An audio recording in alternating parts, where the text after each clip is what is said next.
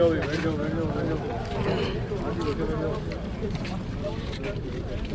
देखो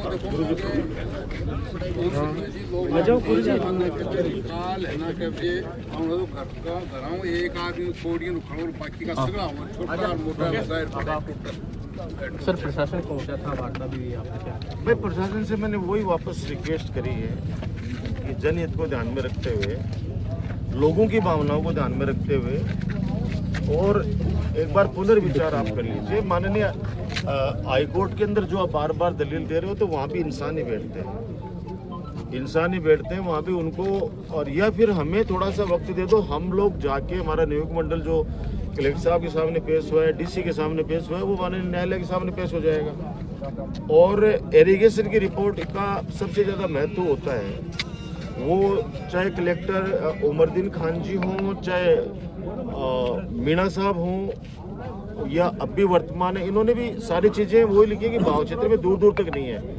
तो मैं दोनों ऑफिसर्स को यही कह रहा था, तो अब वो पर्टिकुलर एज ए मैन तो वो सब संतुष्ट है एज ए मैन, लेकिन वो बार बार वो हाईकोर्ट का हवाला दे रहे। तो मैंने कहा हाईकोर्ट ने तो, सुप्रीम कोर्ट ने तो ये भी कहा है कि पंचायत राज के चुनाव 15 अप्रैल होने चाहिए, 15 अप्रैल के पहले हो जाने चाहिए थे। आज हर गांव गंदगी से सड़ रहा है, हर गांव के अंदर क्या हालत है, तो भी वो चुनाव ये सरकार नहीं कराई। तो ये भाजपा की जो सरकार है ना, इसकी दमनकारी नीति है, इसको कोई जनहित से मतलब नहीं है। ये तो एडवाइजरी जारी करते हैं कि तुम्हें कैसे रहना है, तुम्हें कैसे खाना है, कैसे पीना है और कैसे जिंदा रहना है।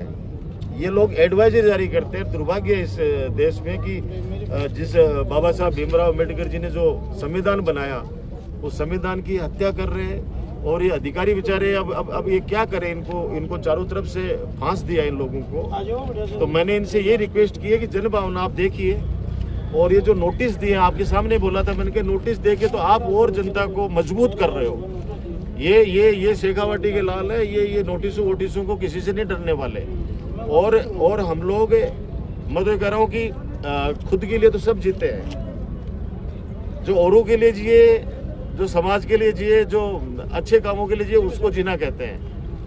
और वो जवानी के जिसकी कोई कहानी नहीं हो, सुनने के लिए तो सब चीज़ें लगती हैं। तो हमने एक बार कहा है सब चीज़ों को, तो सुबह मैं तो कह रहा हूँ कि सबको आ जाना चाहिए जल्दी, क्योंकि फिर मैंने कहा है पुनर्विचार करने के लिए कि एक बार कलेक्टर साहब को आप फिर बोलिए।